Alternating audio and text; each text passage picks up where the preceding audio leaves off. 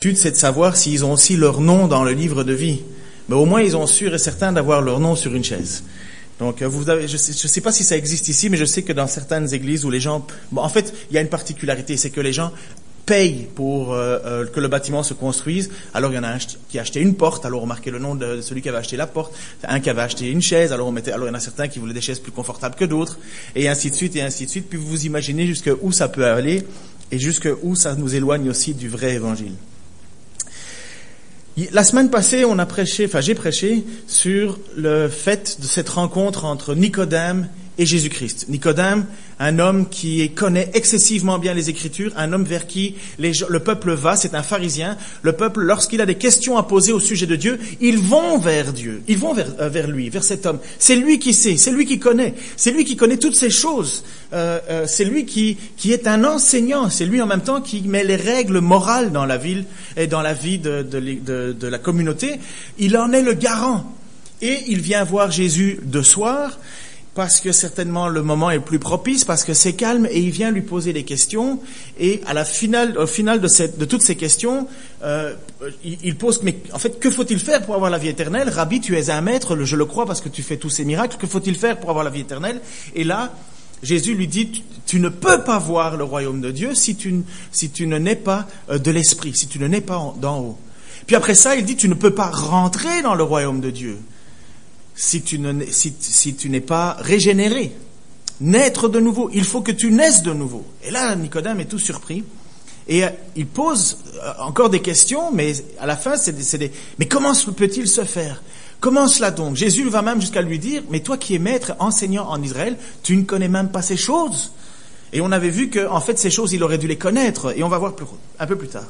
Mais, entre-temps, j'ai écouté une excellente prédication. Je ne sais pas si vous faites ça. En tout cas, je vous encourage. Moi, j'aime bien écouter des prédications. Avec Internet, aujourd'hui, c'est très facile. Bon, premièrement, il faut Internet. Donc, il faut un ordinateur, au moins le téléphone. Puis, grâce à ça, ça nous permet toujours d'être aussi encouragés par d'autres. Et j'ai écouté une très, très bonne prédication sur l'Épître aux Galates, puisqu'en même temps, c'est l'étude qu'on fait le jeudi. Et dans l'Épître aux Galates, il y a ce passage qui dit, c'est quoi naître de l'esprit? Alors Jésus va, et je voudrais faire une toute petite retour sur la prédication de la semaine passée, et pour ceux qui n'étaient pas là, tant mieux, c'est tout bonus pour vous. À un certain moment, Jésus dit, le Saint-Esprit, c'est comme le vent. Tu en vois les effets, mais tu ne sais ni d'où il vient, ni d'où il va. Et c'est la même chose pour l'esprit. Et j'aimerais bien faire un petit parallèle. C'est quoi naître de nouveau? C'est quoi naître de nouveau? C'est quoi l'esprit? Qu'est-ce que ça veut dire quand Jésus dit « tu ne peux en voir que les effets de l'esprit » ? Ça veut dire quoi? Est-ce que ça veut dire qu'on a une nouvelle théologie, une nouvelle doctrine, que maintenant le dimanche on s'habille bien, que maintenant le dimanche on ne va plus à la grande église froide, on va dans la petite église froide? Est-ce que ça veut dire quoi, les fruits? Qu'est-ce que Jésus est en train de dire à Nicodème au point que Nicodème ne sait pas ces choses-là? Et il dit, le Saint-Esprit, l'Esprit, ce que cherche en fait Nicodème. Comment faut-il faire pour avoir la vie éternelle? Jésus lui dit, le Saint-Esprit, tu ne sais d'où il vient ni où il va, mais tu en vois les effets. Qu'est-ce que l'effet du Saint-Esprit? Galate répond à cela. L'apôtre Paul écrit. Et Galate est certainement... Galate est la première lettre que l'apôtre Paul écrit, et il écrit juste après qu'il ait fait son voyage missionnaire, et il écrit à des églises maintenant qui retombent sous la loi, qui veulent retourner à la loi, qui veulent retourner à des règles. Vous avez commencé par la foi, va dire l'apôtre Paul dans cet épître. Vous voulez maintenant retourner à la loi? Insensé, fou que vous êtes.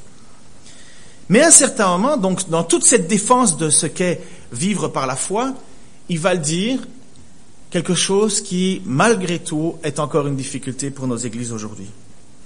Mais ce que l'Esprit Saint produit, va dire l'apôtre Paul, c'est l'amour, la joie, la paix, la patience, la bienveillance, la bonté, la fidélité, la douceur et la maîtrise de soi. Ça, c'était dans Galates chapitre 5, verset 22, que vous pourrez venir ce jeudi, puisqu'on aborde ce chapitre-là.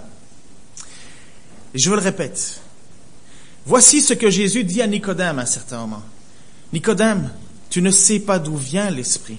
tu ne sais pas où va l'Esprit, mais tu en vois juste les effets.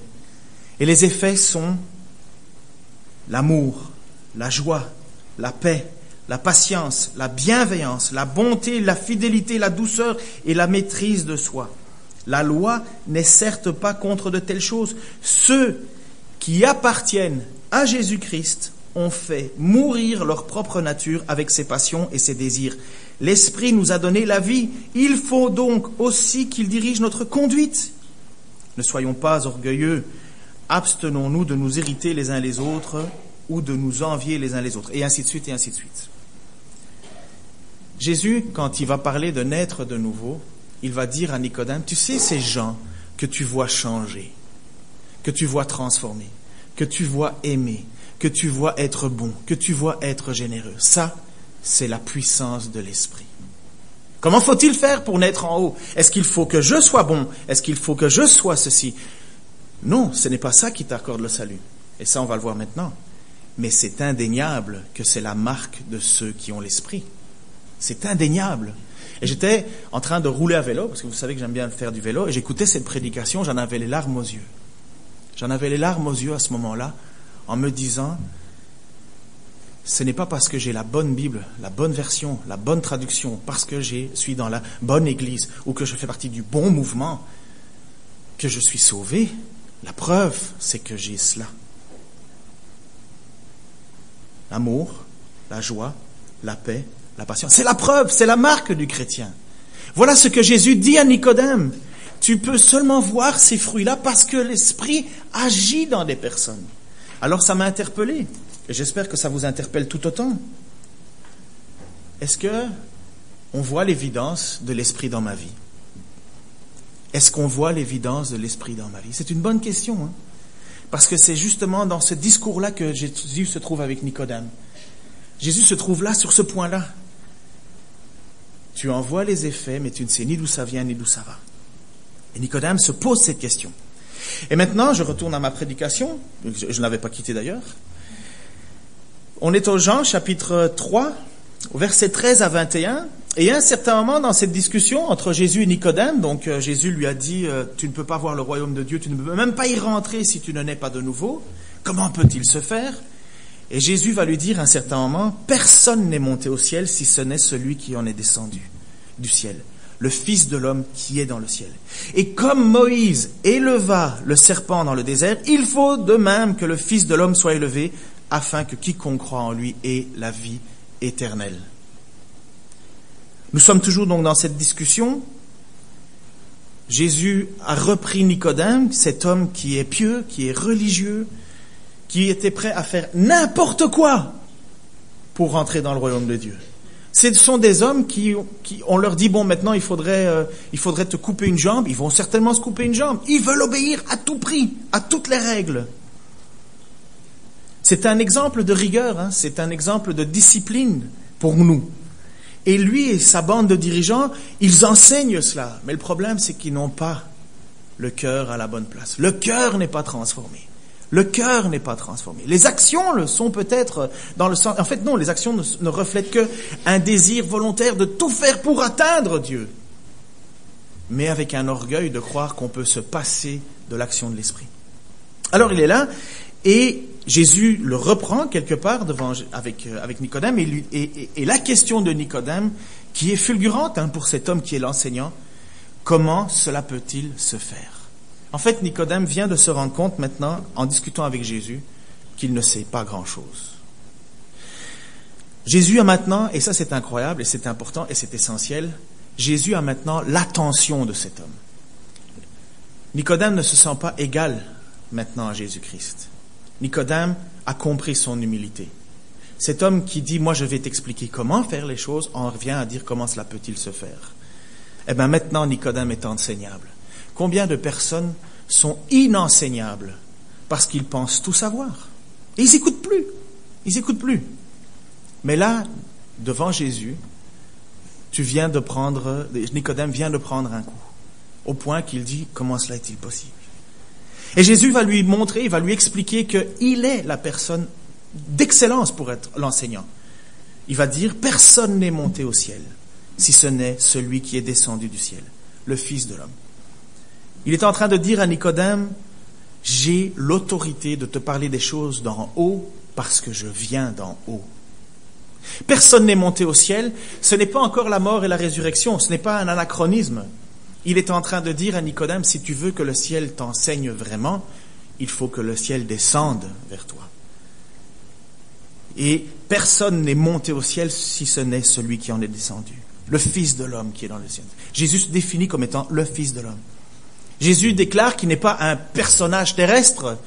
Il n'est pas en train de dire, j'ai eu une révélation après des mois et des mois de recherche dans ma chambre, j'ai enfin eu une illumination où je me suis assis au bord d'un arbre, j'ai fait le lotus pendant des heures, et puis boum, élévation. Non. Jésus dit clairement, je suis descendu du ciel. Si tu veux savoir comment monter en haut, Nicodème, tu peux m'écouter, parce que moi j'en descends. Moi je fais partie de ce ciel-là. Moi je peux t'expliquer comment. Donc, Jésus est en train d'appuyer fortement devant cet homme les paroles qui vont suivre. Et Jésus va faire un parallèle, et vous savez, il avait déjà dit, on ne peut pas naître de nouveau, il faut naître de nouveau, il faut que l'Esprit rentre en nous. Et Jésus a dit à Nicodème, toi qui es maître en Israël, tu ne sais pas ces choses-là. Et je vous avais montré que dans le passage d'Ézéchiel 37 à 4 à 6, c'était quelque chose qui était connu normalement. Parce que dans le livre d'Ézéchiel, il y a ceci qui avait été dit. Dieu avait dit à Ézéchiel de prophétiser ceci. Prophétise sur ces eaux. Donc Ézéchiel est comme dans une vision, au milieu d'une vallée avec des ossements desséchés. Et il y a une relation entre Ézéchiel et Dieu. Et Ézéchiel est là et il voit tous des morts autour de lui. Il se dit, mais comment est-ce que ça peut venir à la vie, cela? Et Dieu lui dit justement, prophétise sur ces eaux et dis-leur, ossements desséchés, écoutez la parole de l'Éternel. Ainsi parle le Seigneur, l'Éternel à ses eaux. Voici, je vais faire entrer en vous un esprit, et vous vivrez. Je vous donnerai des nerfs, je ferai croître sur vous de la chair, je vous couvrirai de peau, je mettrai en vous un esprit, et vous vivrez. Et vous saurez que je suis l'Éternel. Normalement, Nicodème sait cela. Il sait qu'il faut une intervention de Dieu pour que nous ayons la vie. Et maintenant, Jésus va faire une deuxième intervention qui est connue de Nicodème. Nicodème est un enseignant, n'oubliez pas cela. Et il va dire ceci, tu peux mettre l'image suivante s'il te plaît. Et comme Moïse éleva le serpent dans le désert, il faut de même que le Fils de l'homme soit élevé afin que quiconque croit en lui ait la vie éternelle. On est toujours dans cette discussion, on est toujours de soir, on est toujours devant cet homme qui se pose des questions. Et Jésus va lui dire, tu sais même pas ça, Nicodème? Eh bien, de la même manière que le serpent a été élevé dans le désert, il faut de même que le Fils de l'homme soit élevé, afin que quiconque croit en lui ait la vie éternelle. C'est sa question de base, Nicodème. Rabbi, que faut-il faire pour avoir la vie éternelle? Et Jésus lui dit, nul ne peut rentrer dans le royaume s'il n'en est de nouveau. Et maintenant, il va lui poser la question, et il va aller jusqu'au point où Jésus veut l'amener en disant, mais tu sais, de la même manière que dans le désert, le serpent a été élevé, eh bien, de la même manière, il faut que le Fils soit élevé pour avoir la vie éternelle. Est-ce que vous savez où ça se trouve, cette histoire? Est-ce que vous avez déjà entendu cette histoire? Elle est tellement profonde pour nous, tellement profonde de sens pour Nicodème, tellement profonde de sens pour notre réalité à chacun. On est dans le Nombre, chapitre 21. Donc, le peuple sort de l'Égypte. Le peuple qui avait vécu 400 ans oppressé, écrasé, crie à Dieu, pleure pour Dieu. Dieu suscite un sauveur, Moïse, qui va commencer par une mauvaise action, puis il va sortir, il va aller dans le désert, transformé par Dieu, va revenir. Lui, il ne veut pas, il a peur, il a la crainte, il va se présenter devant Pharaon. Et là, il y a Dieu qui lui dit, écoute, tu vas, je vais t'envoyer. Moïse dit, non, je peux pas, je suis pas assez bon, je parle pas assez bien, c'est pas grave, je te mets Aaron. Vas-y, il y va. Et puis vous avez les 10 plaies d'Égypte, vous avez certainement à Noël, on va encore nous le repasser, c'est un classique. Et je ne sais pas ici pour la France, mais en Belgique on avait droit à tout cela. Et Moïse à un certain moment sort avec le peuple, ils sont dans le désert, et maintenant le peuple mange avec de la manne, donc c'est une espèce de farine qui tombe du ciel, et des cailles qui courent un petit peu partout. Alors une caille c'est microscopique, Je pense que c'est plus petit encore qu'un pigeon.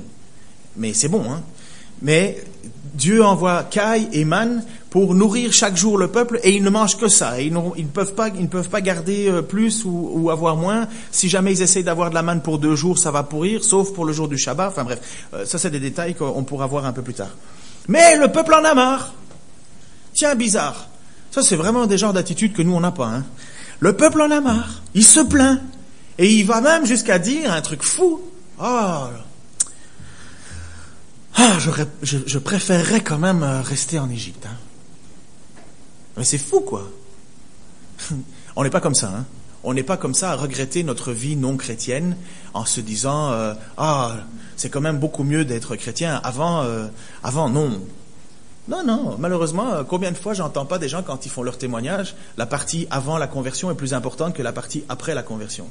Parfois tu leur dis, mais écoute, ça allait tellement d'être génial, retourne. C'est le cœur de l'homme. On est souvent pareil.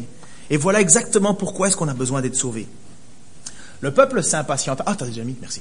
Le peuple s'impatienta en route et parla contre Dieu, et pas juste contre Dieu, contre Moïse. Pourquoi nous avons-vous fait monter hors d'Égypte pour que nous mourions dans le désert? Car il n'y a point de pain, il n'y a point d'eau, et notre âme est dégoûtée de cette misérable nourriture. Manécaï. Alors l'Éternel envoya contre le peuple des serpents brûlants. Ils mordirent le peuple et beaucoup moururent. Il mourut, beaucoup de gens d'Israël. Ça, c'est dans la Bible. Ça doit nous faire réfléchir. On peut exaspérer Dieu.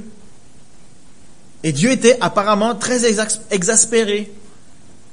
Parce qu'il en a fait mourir. Je ne sais pas si on utilise cette expression ici en France, mais au Québec on l'utilise et ça a vraiment du sens. C'est des chialeux.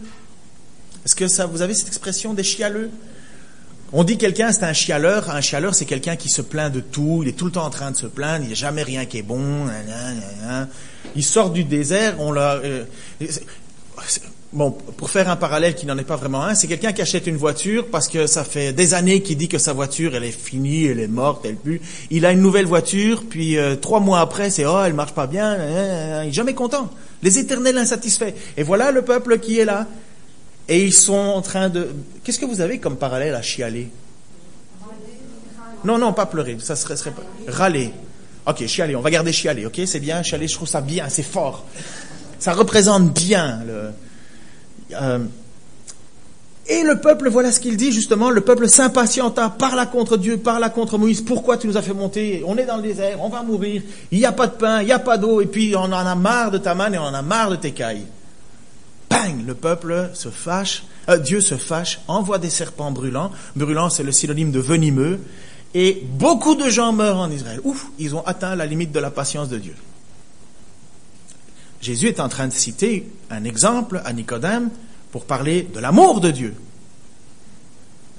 Image suivante, s'il te plaît. Alors, le peuple vint à Moïse. Donc, comme d'habitude, il faut qu'il y ait un problème, il faut qu'il y ait une sanction, il faut qu'il y ait une punition pour que les gens se ressaisissent. Et ce peuple se ressaisit à ce moment-là. Et il vient vers Moïse et dit, « Nous avons péché, car nous avons parlé contre l'Éternel et contre toi. » Prie l'Éternel afin qu'il éloigne de nous ces serpents. Moïse, qui fait preuve de bonté envers un peuple qui était sans arrêt en train de dire du mal contre lui, maintenant le peuple vient vers lui en disant « Mais tu peux prier Dieu pour nous, s'il vous plaît ?»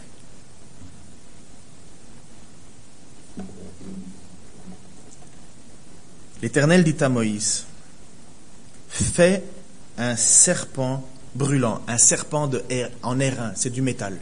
Fais un serpent en airain et place-le sur une perche. Quiconque aura été mordu et le regardera conservera la vie. » Moïse fit un serpent d'airain et le plaça sur une perche, et quiconque avait été mordu par un serpent et regardait le serpent d'airain conservait la vie.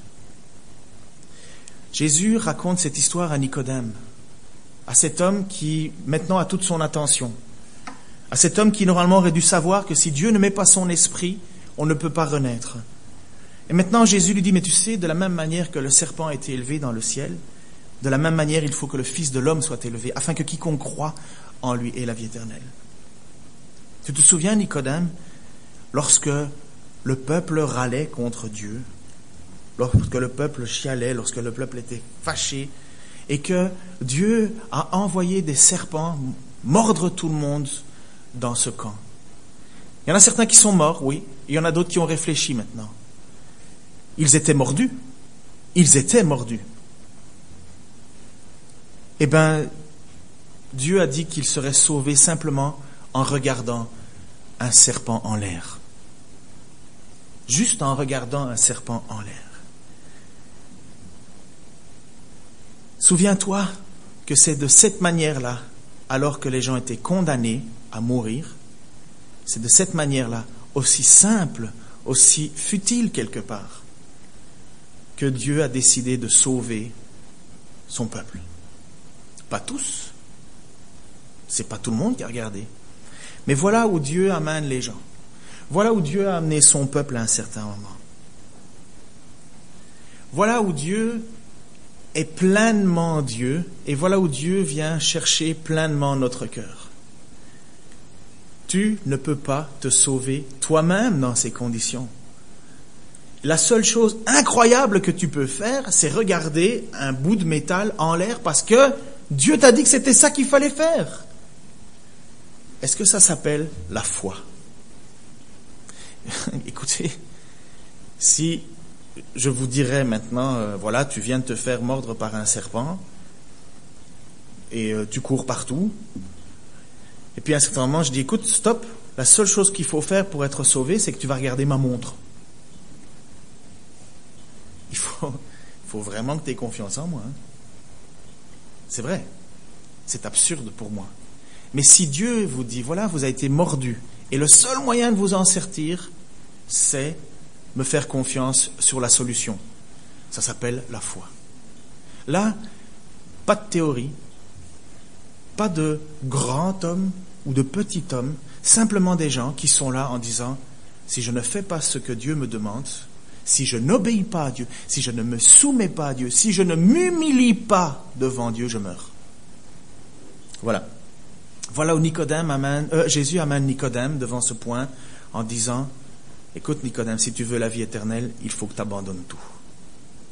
De la même manière que le serpent est élevé, alors que les gens ont été mordus pour être sauvés, de la même manière, il faudra que tu regardes à moi, Jésus-Christ, parce que je vais être élevé. Et si tu ne me regardes pas à moi, si tu ne crois pas que je suis le seul moyen d'être sauvé, tu ne le seras pas. Et voici ce qu'il dit. Donc le peuple, donc fais-toi un serpent, tu peux mettre, voilà, fais-toi un serpent. La situation, il faut vous le rappeler, la situation, ce n'était pas un moyen d'être protégé de la morsure. La situation, c'est que le peuple avait été mordu. Et tous ceux qui ont été mordus regarderont à ce serpent et ils seront sauvés. Voilà comment Dieu à l'époque a épargné, par la foi, des gens qui avaient placé leur espoir en Christ. Ce n'était pas le fait d'être juif qui était important, ce n'est pas le fait d'obéir à la loi qui était important, c'est le fait de faire confiance à Dieu, exactement depuis l'origine. Et d'ailleurs, ceux qui étaient à l'étude ce jeudi passé sur Galates ont pu comprendre ces nuances. Ce n'est pas la loi qui a sauvé. De la même manière que c'est la confiance que Abraham a mis en Dieu en disant, en regardant les étoiles et en faisant confiance à ce que Dieu a dit. Je ferai de toi une descendance si nombreuse. Il eut confiance, Dieu l'a rendu juste. Les gens dans ce peuple-là, les Juifs dans ce peuple-là, ils ont dû faire confiance dans le moyen et ils ont été sauvés. Et Jésus va dire, c'est encore la même chose. Vous devez faire confiance et vous allez être sauvés. De même, il faut que le Fils de l'homme soit élevé afin que quiconque croit en lui ait la vie éternelle. Bien avant sa capture, bien avant son jugement, bien avant sa crucifixion, bien avant sa résurrection, bien avant son ascension, montée au ciel, Jésus dit à Nicodème que le Fils de l'homme qui est descendu du ciel, puisque c'est de là que vient Dieu, c'est de là que vient Jésus, lui qui a sa demeure au ciel, lui qui était dans la présence de Dieu, lui qui va être élevé, lui en qui il faudra croire, de la même manière que le peuple a dû croire dans ce serpent en métal qui a été maintenant remplacé par Jésus, lui qui est l'envoyé de Dieu, C'est en lui qu'il faudra croire, c'est en lui qu'il faudra avoir confiance, et cette fois-ci, non pas pour être guéri d'une morsure de serpent, mais pour recevoir la vie éternelle, pour être sauvé de la colère de Dieu, être sauvé de la condamnation. C'est Dieu qui va anéantir le monde. C'est Dieu qui est en colère. Dans l'épître aux Éphésiens, il dit que tous ceux qui étaient non-juifs étaient de toute façon sous la colère de Dieu. On était étrangers aux promesses, sans espoir, sans Dieu, sans rien. Et Paul va dire, et nous, les Juifs, nous avions la loi, mais de toute façon, nous faisions les désirs de notre cœur. Les désirs de notre cœur. Donc nous étions condamnés par la loi. Donc, sous-entendu, il n'y a pas un seul qui était sauvé. Et comment est-ce qu'on fait alors pour être sauvé? Nicodème pose cette question, mais comment on fait alors pour avoir cette vie éternelle? Tu dois avoir confiance dans le moyen que je te donne. Mais pourquoi Dieu fait ça? Pourquoi Dieu fait ça? Pourquoi Dieu fait cet acte de bonté? Pourquoi est-ce que Dieu sauve ses entêtés dans ce désert? Pourquoi est-ce qu'il ne les laisse pas mourir? Heureusement que je ne suis pas Dieu, je peux vous le dire. Parce qu'il y en a beaucoup que j'aurais même pas fait le serpent. J'aurais pas donné moyen d'être sauvé. J'aurais voulu qu'il meure. J'ai pas cet amour magnifique de Dieu. Pas totalement. Je le veux. Je veux changer. Mais ce que je veux dire par là, c'est que ça doit nous saisir. Pourquoi Dieu veut sauver ce peuple qui mérite sa colère?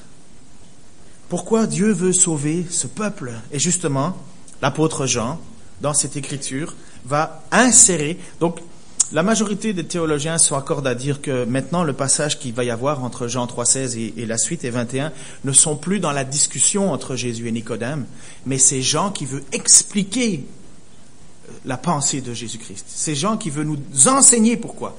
N'oubliez pas, car tout ceci a été écrit afin que vous croyiez que Jésus-Christ est le Fils de Dieu et qu'en croyant, vous ayez la vie éternelle. Et voilà maintenant qu'au verset 16, voilà ce que Jean nous donne comme étant la raison, la motivation, car Dieu a tant aimé le monde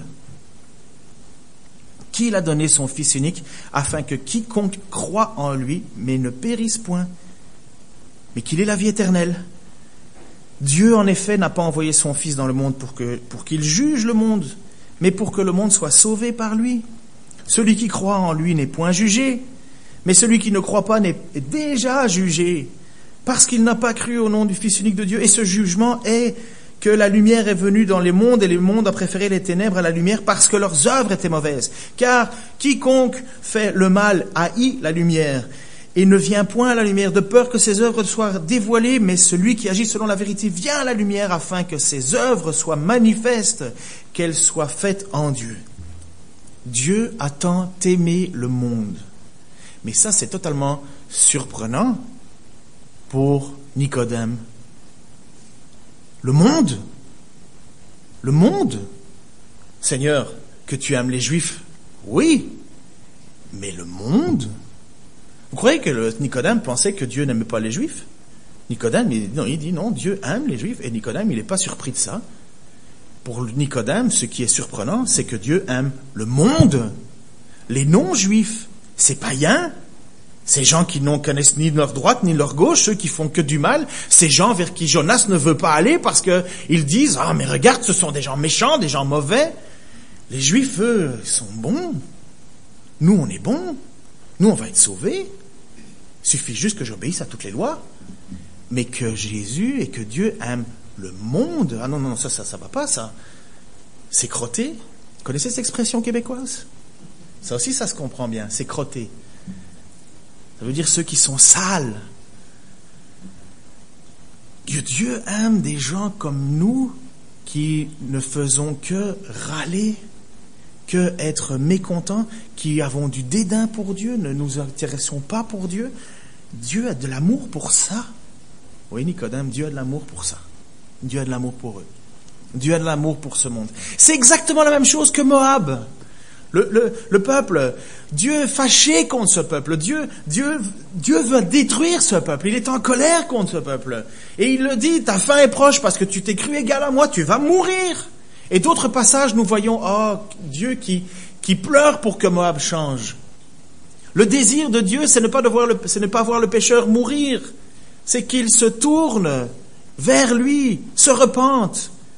Le désir de Dieu, ce n'est pas que les gens meurent, c'est qu'ils soient sauvés. C'est son désir. C'est le désir de Dieu. Et il a tant aimé le monde. Mais parce que ce monde est condamné, ce monde est jugé, ce monde est fini. C'est déjà fini. C'est déjà fini. Pardon, je vais faire une parenthèse. Tu peux pas me juger. Comment ça, je peux pas te juger? Si je vois bien que tu fais des choses pas belles, je vais te le dire. La condamnation, ça appartient à Dieu. Mais Dieu ne juge pas. Mon œil que Dieu ne juge pas. Si Dieu ne jugeait pas, on n'a pas besoin de Dieu. Au contraire, Dieu a déjà jugé. Mais Dieu veut offrir le moyen d'être sauvé. Jésus n'est pas venu pour juger, c'est déjà jugé. Verset, je ne sais pas parce que j'ai pas mes versets. Dieu, en effet, n'a pas envoyé son Fils dans le monde pour qu'il juge le monde, mais pour que le monde soit sauvé par lui. Celui qui croit n'est point jugé. Et on fait quoi des autres? Ils sont pas jugés. Non! Mais celui qui ne croit pas est déjà jugé. Jésus n'arrive pas dans un monde neutre. Jésus arrive dans un monde perdu. Dans un monde qui a besoin d'être sauvé. Aussi bien les Juifs que les non-Juifs. Et pourquoi Dieu fait ça? Parce qu'il nous aime. Parce qu'il nous aime. Parce qu'il nous aime. Est-ce que vous pouvez prendre une seconde pour réaliser ce qu'est maintenant la différence entre sauvé par la foi et sauvé par les œuvres? Sauvé par les œuvres, c'est tout faire pour essayer de faire en sorte d'atteindre Dieu. Sauvé par la foi, la bonne nouvelle, l'évangile, c'est d'entendre cette bonne nouvelle. C'est d'entendre que Dieu a fait quelque chose pour que je puisse être sauvé. Donc ça vient couper nos jambes à l'idée de dire que nous devons faire quelque chose par mérite et en même temps quelque part ce sentiment de supériorité qu'on pourrait avoir après cela. Moi je mérite vraiment le ciel. Moi je fais tout plein de choses pour avoir le ciel. Ben non, on n'est pas sauvé comme ça. Et l'autre personne à côté, celle vers qui Jésus a rencontré sans arrêt au milieu de son peuple, des gens qui ne faisaient absolument pas ce que Dieu demandait, des méchants, des perdus, des condamnés, allez, celui qui est monté dans son sycomore, là, le tout petit bonhomme, Zachée, merci. Vous avez certainement dû le dessiner à l'école du dimanche, lui. Donc, quand Jésus passe devant un Zachée, vous croyez que Zachée a fait quoi que ce soit pour... Mais quand on dit à Zachée, tu sais, Zachée, le seul moyen, j'interpole, c'est pas dans l'écriture, là. Mais j'imagine la situation. Tu sais, Zachée, le seul moyen pour être sauvé, c'est d'avoir confiance en Dieu. Bang! Ça vient le chercher. Ça vient devant quelqu'un qui sait qu'il fait pas bien. Et qui sait qu'il a besoin de la puissance de l'esprit pour être transformé. Et qu'est-ce que fait Zachée? C'est une autre prédication, mais qu'est-ce que fait Zachée? Il vit la puissance de l'esprit qui est dit dans Galates. Mais l'Esprit Saint produit de l'amour, de la joie, de la paix, de la patience, de la bienveillance, de la bonté, de la fidélité, de la douceur, de la maîtrise de soi. La loi n'est certes pas contre ces choses. Voilà ce qui vient changer un cœur. Comment? Miraculeusement. Parce que tu renonces à tous les moyens d'atteindre Jésus par tes propres moyens, par Dieu, mais parce que tu crois que Dieu te sauve en étant placé sur une perche, sur une croix, et qu'en regardant à cette croix, tu reçois la vie éternelle. C'est ce que Jésus dit. Le Fils de l'homme va être élevé afin que quiconque croit en lui ait la vie éternelle. Après ça, le Saint-Esprit vient faire son œuvre en nous, nous transforme, et nous transforme comment? De manière à être accepté et acceptable par Dieu. Une conversion sans transformation n'est pas une conversion. Je reviendrai là-dessus. Une conversion sans transformation de cœur, il faut se poser des questions sur son salut. Définitivement. Définitivement. Quelqu'un sauvé, ça se voit. Dieu ne va pas accepter quelqu'un qui continue à vivre mal, qui continue à vivre comme à l'opposé de ce que Dieu veut, alors que Dieu est mort pour cela. Maintenant, ça prend du temps. mais il doit y avoir une transformation. Il doit y avoir quelque chose qui nous transforme, qui nous brise de l'intérieur. Parce que c'est ça la puissance de l'Esprit. La puissance de l'Esprit fait en sorte de nous rendre acceptables devant Dieu et nous transforme jusqu'au jour où nous serons avec lui, avec Dieu dans la perfection, enfin délivrés de ce corps pécheur qui sans cesse nous...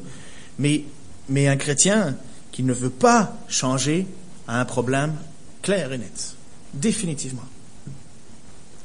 Alors Jésus est là avec Nicodème, et Nicodème apprend que la motivation, c'est l'amour de Dieu. Parce que Dieu a tant aimé le monde qu'il a donné son Fils. Ce monde qui ne mérite pas, eh bien, il l'a donné. Et qu'est-ce qui se passe après ça? Et ce jugement, c'est que la lumière est venue dans le monde et les hommes ont préféré les ténèbres à la lumière. Parce que leurs œuvres étaient mauvaises. Car quiconque fait le mal haït la lumière. Et les gens qui ne veulent pas se tourner vers Jésus-Christ, c'est parce qu'ils ne veulent pas avoir un regard, être transparents devant Dieu. Ils ne veulent pas vivre et avoir des comptes à rendre à ce Dieu. Ils ne veulent pas. Ils veulent pas. Ils préfèrent le mal. Ils préfèrent. Mais par contre, celui qui agit selon la vérité vient à la lumière afin que ses œuvres soient manifestées. Parce qu'elles sont faites en Dieu. Celui qui veut se tourner vers Dieu, veut cette vie transformée, veut cette vie qui change, veut vivre ces fruits de l'esprit. Et c'est ce que Jésus a dit à Nicodème. Tu envoies les signes, mais tu ne sais pas d'où ça vient, tu ne sais pas comment ça marche. Ça, c'est l'action de Dieu. Est-ce que Nicodème aurait dû être étonné de cette vérité biblique? Est-ce que Nicodème aurait dû être étonné de ce passage, de savoir que Dieu a tant aimé le monde? Est-ce que Nicodème aurait pu dire « Ah ben je ne savais pas ». Non. Quand Jésus-Christ se présente comme étant le serpent qui va être élevé, quand Jésus-Christ dit « Voilà, de même que dans le désert, le serpent est élevé, de même il faut que le Fils de l'homme soit élevé afin que quiconque croit en lui ait la vie éternelle », il suffit de relire Ésaïe 53.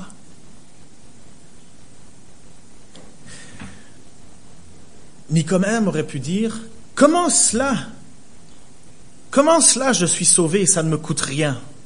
Comment cela, le fait qu'un salut gratuit comme ça non, je veux pas ça. Moi je suis un pharisien, j'ai appris qu'il fallait toujours faire des choses ça ne me coûte rien, ça ne coûte rien à personne. » Ah non, c'est pas ça que le texte d'Ésaïe 53 nous dit.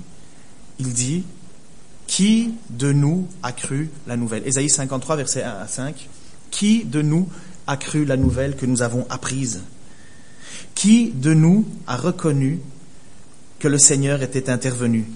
Car devant le Seigneur, le serviteur avait grandi comme une pousse, une simple pousse, comme une pauvre plante qui sort d'un sol desséché. Il n'avait pas l'allure ni le genre de beauté qui attire le regard. Il était trop effacé pour se faire remarquer. Il était celui qu'on dédaigne, celui qu'on ignore, la victime, le souffre-douleur. Nous l'avons dédaigné. Nous l'avons compté pour rien, comme quelqu'un qu'on n'ose pas regarder. Et ça, c'est Jésus en croix. Or, il supportait les maladies qui auraient dû nous atteindre. Il subissait la souffrance que nous méritions.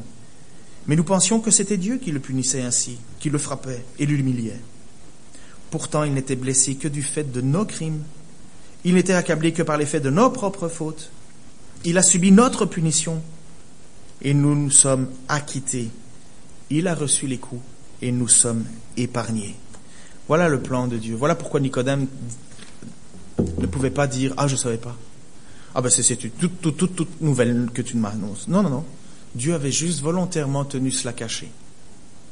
Dieu avait volontairement tenu tout cela caché jusqu'au jour où il se révélerait. Et beaucoup de Juifs n'ont pas compris cela. Ils sont passés à côté. Mais ceux qui ont cherché d'un cœur sincère le Seigneur, comme un roi David qui dit « Si tu ne pardonnes pas mes fautes, je ne peux pas me tenir devant toi. » Comme un Zachée qui est là et qui dit « Si Dieu n'intervient pas, j'imagine dans sa tête, si Dieu n'intervient pas, je ne peux rien faire. » La seule chose qu'il fait, lui, c'est monter dans un arbre pour pallier à sa défaillance. Ou cette prostituée qui pose la question à Dieu, à Jésus, mais où il faut adorer? Est-ce qu'il faut adorer sur la montagne de Sion ou il faut adorer à Jérusalem? Et Jésus lui dit, tu sais, il y a un temps où tout cela sera fini. Et ce temps est là. Où ce que Dieu cherche, ce sont des adorateurs en esprit et en vérité. Plus besoin de rituels, plus besoin de tout ça. En esprit et en vérité. Voilà comment Jésus vient rentrer dans cet homme en discussion, en Nicodème.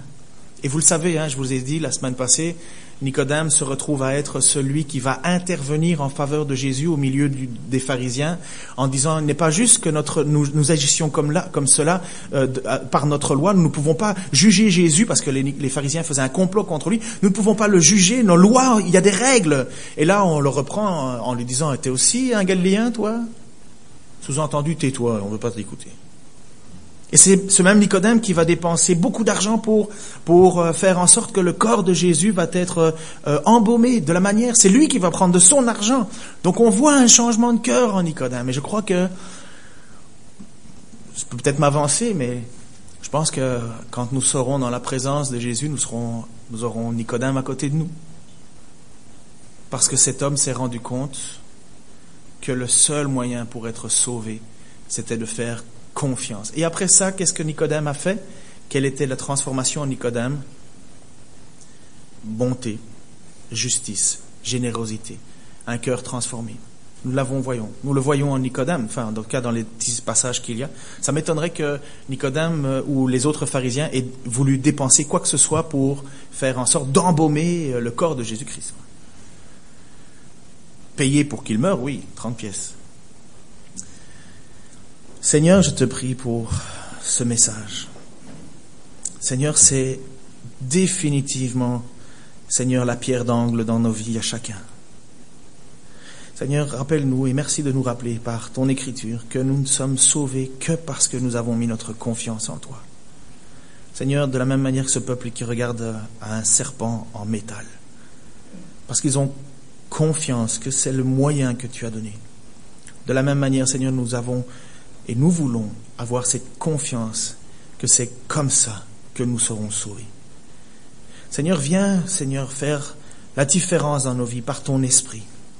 Seigneur, nous ne savons pas comment tu fais les choses, mais nous voulons en voir les effets dans nos vies. Je te prie, Seigneur, pour que nos vies reflètent de plus en plus l'action de ton esprit. Qu'elle nous transforme, Seigneur, qu'elle soit notre garantie, l'amour que nous avons les uns pour les autres. De la même manière, Seigneur, que toi, tu es en amour avec Dieu et le Père et le Saint-Esprit, de la même manière que nous puissions avoir ce même amour les uns pour les autres. Seigneur, continue à nous transformer, continue à nous rappeler ce message aussi simple et combien bouleversant, que nous sommes sauvés parce que tu l'as décidé, parce que tu es venu vers nous. Seigneur, que ça transforme encore nos vies, que ça transforme encore les églises, que nous puissions être des lieux où nous vivons, Seigneur, cette grâce transformatrice, perpétuellement en mouvement, Seigneur. Merci pour ce que tu as fait à la croix, une fois pour toutes. Seigneur, je te demande de venir nous aider, Seigneur, à parler à ceux qui ne savent pas tout cela, à ceux qui ne le maîtrisent pas, Seigneur, qui ne le comprennent pas. Par ton esprit, Seigneur, aide-nous, comme tu l'as fait avec Nicodème, Seigneur, à annoncer ta grâce, ta bonté, ton amour. Seigneur, je te prie pour tous ceux qui doutent, pour tous ceux qui ont de la difficulté, qui ont l'impression de ne jamais y arriver. Rappelle-leur que c'est toi qui as tout accompli. Seigneur, et continue à les transformer. Je te prie, Seigneur, que tu nous aides, chacun d'entre nous, à ôter le péché de nos vies, l'amertume qui tue, la colère, la médisance, Seigneur, les pensées de jalousie, d'envie, Seigneur, tout cela, non. Enlève ça de nous, Seigneur. Transforme-nous encore et encore, pour que nous soyons au contraire remplis de ton esprit, de ton amour, de ta passion, de ta générosité, Seigneur. Père, protège ton Église, toutes les églises sur la terre, Seigneur, à continuer à protéger ce message, continuer à protéger cette grâce et la faire et la dispenser tout autour de nous, Seigneur. Merci encore pour ce matin où nous allons prendre les éléments ensemble, le pain, le vin, en mémoire de ce que tu as fait. Merci, Seigneur, parce que c'est justement cela. Regarder à toi, croire en toi. Seigneur, tu l'as fait devant tes disciples, Seigneur. De faire cela en mémoire de ce que tu as fait. Seigneur, que tu t'es élevé, que tu as été maudit sur un bois, Seigneur. Que tu as pris notre malédiction, que tu as payé le prix de nos fautes. Seigneur, brise le raisonnement qui dit que nous ne sommes pas dignes de le prendre. C'est justement parce que nous ne sommes pas dignes que nous reconnaissons que nous avons besoin de toi. Seigneur, travaille les cœurs aussi pour qu'il n'y ait pas de division en nous et qu'il soit clair que nous ne méritons absolument pas. Et c'est justement pour te glorifier, Seigneur, parce que nous sommes totalement impuissants, que nous te demandons d'intervenir. Aussi, je te demande que ton esprit souffle dans nos vies. Oins-nous, Seigneur, de cet esprit pour continuer à transformer nos vies. Seigneur, si nous nous sommes arrêtés en chemin de notre transformation, pardonne-nous. Fais-nous grâce et continue. Seigneur, si nous n'avons jamais imaginé qu'il fallait être transformés, transforme-nous par grâce. Et Seigneur, si nous nous battons pour être transformés, continue à nous encourager. Seigneur, nous ne faisons pas cela pour être sauvés, nous faisons cela parce que tu nous as sauvés. Seigneur, merci pour cet amour, cette grâce, dans le nom de Jésus-Christ. Amen. Jean-Claude et Patrick, vous voulez venir